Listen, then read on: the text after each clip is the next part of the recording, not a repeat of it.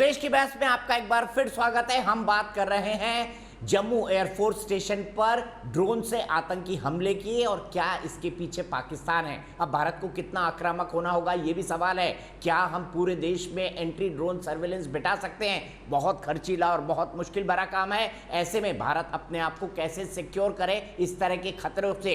आज प्रधानमंत्री ने इस पर मंथन भी किया है। सीधे मैं अपने मेहमानों से आपको मिलवाता हूं। मेरे साथ लेफ्टिनेंट जनरल गुरमीत सिंह है, आरपी सिंह साहब है बीजेपी से, सुशील पंडित साहब हैं, अभय दुबे जी है कांग्रेस से, एमआर कौशिक साहब है पीडीपी से और वकार भट्टी साहब हैं मेरे साथ पॉलिटिकल एनालिस्ट के तौर पर। लेकिन सबसे पहले मैं चलूंगा बालाजी केशरवानी, मेरे एक दर्शक प्रयागराज से जुड़ चुके हैं। बालाजी, क्या कहेंगे ड्रोन आतंकी हमले के ऊपर?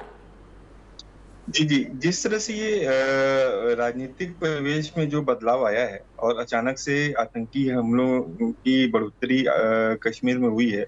देखिए, माननीय प्रधानमंत्री जी ने जब मीटिंग किया था तो उन्होंने दिल्ली और दिल की दूरी को दूर करने की बात कही थी, ठीक है, ताकि ये जो राजनीतिक मतलब कि कश्मीर का जो परिदृश्य है उसमें बदलाव आ सके। लेकिन संगठन है, ये नहीं चाहते हैं कि ये इस तरह से चीजों में बदलाव आए। जो वर्षों से कश्मीर में एक आतंकी घटनाओं का एक दबदबा था, वो उसके माननीय प्रधानमंत्री जी के प्रयासों से, माननीय गृह मंत्री जी के तमाम प्रयासों से जो घटनाएं कम हुई, अचानक से उसमें बदलाव आने से ये आतंकी ये चाहते हैं कि इस तरह से वो माहौल ना बदले और राष्ट्रद्रोही लोग ही ये अपना सिक्का जमाना चाहते हैं। इसके लिए वो चाहे जितना कुछ कर ले, लेकिन माननीय प्रधानमंत्री की जो रणनीति है उसके आगे वो सफल नहीं हो पाएंगे। ठीक है, बहुत बहुत शुक्रिया बालाजी, यहीं पर बहुत बहुत शुक्रिया आपका। सीधे अभय दुबे जी के पास चलूंगा। अभय दुबे जी, एक सीधा जवाब क्यों नहीं है कांग्रेस के पास कि 370 और 35 से हटेगी या फिर आपके आने के बाद वापस बहाल कर दी जाएगी? बिल्कुल बहाल नहीं की जाएगी। ये साफ हमारी कांग्रेस कार्य समिति का जो निर्णय है उसमें हम सिर्फ स्टेटहुड को रिस्टोर करने की बात कर रहे हैं। ये बड़ा आरोप कांग्रेस पर यही था कि आर्टिकल 370 को स्केलेटन रहने दिया है। प्रतिपक्ष का जो दायित्व है वो बड़ी जिम्मेदारी से वो निभा रहा है, जबकि सरकार ने नहीं निभाया। प्रधानमंत्री जी बगैर आमंत्रण के जन्मदिन की बधाई देने नवाज शरीफ को गए। प्रधानमंत्री जी के आते ही क्या हुआ? पठानकोट के बाद भारतीय जनता पार्टी की सरकार ने जो जिम्मेदार थे पठानकोट के हमले के, उसी आईएसआई को जांच के लिए बुला लिया। उसके बाद क्या हुआ?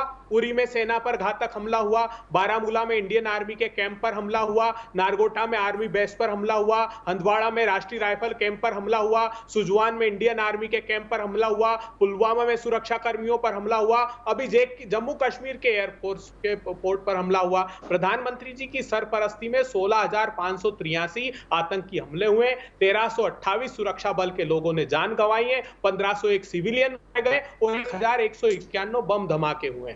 तब हम चाहते हैं कि कंसिस्टेंसी कम से कम प्रतिपक्ष साथ खड़ा है, लेकिन 2 साल से वो रिपोर्ट धूल क्यों खा रही प्रधानमंत्री जी, जिसमें आपने जिम्मेदारी दी थी कि ब्यूरो ऑफ पुलिस रिसर्च और डेवलपमेंट एक विस्तृत रिपोर्ट तैयार करके दे एंटी ड्रोन सिस्टम की। वो रिपोर्ट दे दी, आपने क्यों नहीं प्रिक्योर किए? ये घटना की आपको सब जानकारी थी, मगर हम प्रतिपक्ष पर यह आरोप लगाना कि वो साथ देश का दीजिए सरकार, तब हम देश के साथ खड़े हैं, नहीं तो हमको भी इतिहास क्षमा नहीं करेगा। इसलिए हम चाहते हैं कि सरकार दृढ़ता से वो निर्णय ले ताकि हम सबक सिखा सके कंसिस्टेंटली। और मैं बख्शी साहब की इस बात से बिल्कुल सहमत हूं कि हमको ऑफेंसिव, लेकिन आपने बड़ी अच्छी बात बोली अभय दुबे जी, आपने बड़े कैटेगोरिकली बोला कि 370 को वापस नहीं करेगी कांग्रेस। वकार भट्टी, आपको कांग्रेस से भी उम्मीद नहीं? आप जी, मैं काफी देर से यही इंतजार कर रहा था कि दीपक भाई मुझे ना आज कांग्रेस को जवाब देने के लिए एक थोड़ा सा टाइम मुझे दे दें। इस कांग्रेस से क्या पूछ रहे हो जिस कांग्रेस को यही नहीं पता कि दिल्ली में ये कौन सा फैसला करने वाले हैं और जम्मू कश्मीर में कौन सा फैसला करने वाले हैं। यहाँ इनके कार्यकर्ता, इनके वर्कर, इनके पुराने विधायक, जो एक्स मिनिस्टर, ये सब घूम के कह रहे हैं भैया हम तो स्टेटहुड भी लाएंगे, 370 भी लाएंगे, 35A भी लाएंगे, कांग्रेस की सरकार आने दो। कांग्रेस की मौजूदगी में आपने बधाई दी। जनाब अबे जी आप सबको खामोश करते हैं ना, मेरी बात भी सुन लीजिए। अबे जी आप सुन लीजिए, आप सुनिए ना। तो दिल्ली की कांग्रेस बोलती है, दिल्ली की सुनिए ना जनाब सर सुनिए ना, बीजेपी के दिल्ली साथ की सरकार कांग्रेस बोलती बनाई है आपने कि नहीं हम तो किस स्टेट मुंह से हुड बात वापस करते देंगे। हो आप बताओ। नेहरू जी ने कहा था, अब मैं नेहरू जी के ऊपर आऊंगा, अभी मैं नेहरू जी के ऊपर आऊंगा। नेहरू जी ने एक और चीज भी कही थी, शायद कांग्रेसियों को पता नहीं है या कांग्रेसियों की याददाश्त कमजोर हो गई है। नेहरू जी ने आके लाल चौक में भी कहा था और यूनाइटेड नेशन में भी लिख के लेटर भेजा था कि हम कश्मीरियों को राजमौरी का मौका देंगे। क्या जब ये सरकार में आएंगे क्या कश्मीरियों को राजमौरी का मौका देंगे? ये कांग्रेसियों की ये हालत है भाई, अपने स्टैंड पे कब आएंगे आप? ना आप इधर के ना आप उधर के, कभी नेशनल कांग्रेस की गोद में खेलते हो, कभी पीडीपी की गोद में खेलते हो, कभी बीजेपी की गोद में खेलते हो। कुछ अपना स्टैंड करो ना यार, कुछ अपना स्टैंड करो। अरे हम अपने आपकी स्टैंड हालत पर यह हो कायम हैं। चुकी है कि मेरी आप संस्था बीजेपी के साथ वकार पंडित साहब, के आपने साथ है, दो वहाँ बात कही, अब सरकार में। सुशील पंडित के पास चलते हैं मेरी और जनरल संस्था गुरमीत के सिंह जी आ गए। वर्कर सुशील पंडित जी के जवाब दीजिए, आज आप कांग्रेस का स्वागत करेंगे जो पहली बार कह रही है कि 370 को वापस नहीं करेंगे हम। पार्टी आजकल आरएसएस भी कांग्रेस। अबे जी मैं आऊंगा आपके पास सही वक्त पर। दीपक जी, जी सुशील दिन पंडित का कैलेंडर देख लेना चाहिए, नोट कर लेना चाहिए, फिर अगले स्टेटमेंट की इंतजार करनी चाहिए। मैं कांग्रेस के पी चिदम्बरम की बात आज पहली मानूं, बार सुशील दिग्विजय पंडित सिंह साहब की की बात बात के साथ मानूं, मैं सहमत हूं। अजय दुबे जी की बात मानूं, या कांग्रेस कार्य सुरजेवाला समिति की की बात मानिए। मानूं, मैं किसकी बात मानूं? वो तो अफजल गुरु की फांसी पर अफसोस जताते हैं चिदम्बरम, जिनके अरे काल में बाप। फांसी हुई, जो गृह मंत्री थे। अरे अफजल ये गुरु उसकी पे फांसी तो पर अफसोस भारतीय जताते जनता हैं। पार्टी के नेता राम जेठमलानी अफसोस कर रहे थे। क्या बात करते हैं आप? कांग्रेस उनका मुकदमा पार्टी लड़ा। सिर्फ उन्होंने only कहा कि for ट्रायल राम का मौका जेठमलानी नहीं को मिला। भारतीय जनता भाजपा पार्टी छोड़ कांग्रेस रही में है। ये तरह है बाद में अटल बिहारी वाजपेयी के खिलाफ 2004 में चुनाव लड़ा राम जेठमलानी ने। आप भूल अरे गए साहब दुबे जब जी, नेता थे। कांग्रेस नहीं। रेड कारपेट बिछा के लाई थी राम जेठमलानी जी को। वो नेता वो भारतीय जनता आप पार्टी रेड के नेता कारपेट बिछा के लाए थे रहते अटल जी के खिलाफ लड़ने के लिए। कांग्रेस सुशील पंडित जी कंक्लूड नेता करिए। रहते हुए बीजेपी इमरजेंसी में है। उन्होंने कांग्रेस क्या और बात कर बीजेपी दोनों सौतेले भाई हैं, ये एक आईसीयू में है और एक अरे आप- इमरजेंसी में है। अरे तो ये आपके सत्ता- एक दूसरे को सत्ता साथ पोजीशन में में लाने होती है के वहाँ लिए पर। एक दूसरे की गोद में खेलते रहते हैं। इनसे अच्छा, ज्यादा कुछ आप नहीं आज भी होता। अवाम को आतंकवादियों मूर्ख का बना रहे, धन्यवाद अवाम को करते मूर्ख हैं। बना रहे। मैं उस बात भट्टी पर साहब किसकी गोद में खेल रहे हैं ये उनको ठीक खुद है, नहीं पता। मैं सीधे बाकियों को कुरैशी तो साहब से गोद में कमेंट दिखा जरूर रहे लूंगा। हैं ये। कुरैशी साहब, अब कांग्रेस से भी आपको कोई उम्मीद नहीं, 370 वापस नहीं होगी, क्या करेंगे ऐसे में? आपकी तो राजनीति खत्म हो जाएगी वहां पर। देखिए दीपक जी, मैं आपसे एक पहला गिला कर लूँ कि आप बाकी जो पैनलिस्ट हैं उनको 3 बार मौका देते हो। मुझे नहीं बुलाना चाहिए, मैं वर्किंग इंसान हूँ। ऐसा है कि फिर आइंदा मैं नहीं आऊँगा किसी भी आपके इसमें। आप इंसाफ करो नाराज हो कि गए। आप बैठा देते हो फिर बातें। क्यों नाराज होते जनाब? दूसरी बार मौका दे रहा हूं आपको और आपको पूरा वक्त दिया बोलने का। कृषि साहब ने कश्मीर में कम जुल्म किया है क्या? अच्छा सुने मेरी बात, मैं आपसे सुने मैं आपसे एक बात दो करना चाहता हूं कि ऐसा है कि अमन और अमान हिफाजत करना जो है वो सरकार का काम है। हम चाहते हैं कि जिस तरह से अपने सुशील जी ने एक बात कही, मुझे वो चुभी है थोड़ी सी बात। मैंने परसों भी कही थी सुशील जी को कि आप ये इन्होंने बार बार भट्टी साहब जो बोल रहे थे रेफरेंस किया, इन्होंने हम सारे देश के सिटीजन हैं। अगर आप इनू और उनू के बीच में ये बात करेंगे, ये एक अलग पॉलिसी, आप टेररिस्ट नहीं है बल्कि अलग आप सेपरेटिस्ट से भी आगे बात कर रहे हैं। इसलिए ये इनू और उनू की बात नहीं किया करें। एक बात, दूसरी वहाँ देना चाहिए। मैं आपको कहता हूँ इनू 1 करोड़ 30 लाख लोग इनू उनू में नहीं आते। एक बात सुन लेना मेरी सीधी बात। दूसरी जो बात जनरल बख्शी साहब ने सुने, जनरल बख्शी साहब ने बहुत अच्छी बात कही। मैं एक बात करना चाहता हूं जनरल बख्शी साहब से। जनरल साहब ने कहा कि करप्शन फ्री हो गई। मैं करप्शन फ्री की बात करता हूं। अभी बीजेपी का एक्स MLC उसने सीरियस एलिगेशन लगाए करप्शन की। मैं कहता हूं 5 अगस्त के बाद करप्शन नहीं खत्म हुई बल्कि बढ़ गई। एक्स लेजिस्लेटर था, उसने लगाई। अब आप आए कि कहें कि जी हम बात दिल की दूरी में उसकी और दिल्ली की दूरी को कम करना, हम उसको स्वागत करते हैं। ऑनरेबल प्राइम मिनिस्टर साहब का बिल्कुल बातों से स्वागत करते हैं। ये बात फर्स्ट प्राइम मिनिस्टर ने एक बार आके कहा था लाल चौक में, तू मन शुद्धि मन तन शुद्धम, तू तन शुद्धि मन जान शुद्धम, ता कस न गोइद बाद अजी मन दिग्रम तू दिगरी। कि मैं अगर जान हूं, हिंदुस्तान जान है, तुम जिस्म हो कश्मीरी, और तुम अगर जिस्म हो हम जान हैं, ताकि बाद में ये कोई न कहे हम अलग अलग हैं। तो उस वक्त शेख साहब ने तालियां बजवाई थी और 70 साल के बाद वो ट्रस्ट टूट गया। आप ट्रस्ट को 5 अगस्त से पहले वाली पोजीशन लाओ, हमारा तो मानना है आप ट्रस्ट को बहाल करना पड़ेगा। ये दिल्ली की बात है, देरी, वो दिल्ली की दूरी या दिल की दूरी कैसे आएगी? हम प्राइम मिनिस्टर की नीयत पर शक नहीं करते, लेकिन एक बात जरूर है कि prime ministers of India, 3 prime minister ने झूठ बोला। जवाहरलाल नेहरू साहब ने झूठ बोला, हमें वर्गलाया। उसके बाद नसीमा राव ने कहा sky would be the limit. जब 1996 में हालात खराब थे, कोई सामने नहीं आता था, तो तब कुकपुरा जैसे लोग जहां कत्लेआम कराते बाकी लोग थे, तो तब नसीमा राव जी ने कहा कि sky would be the limit.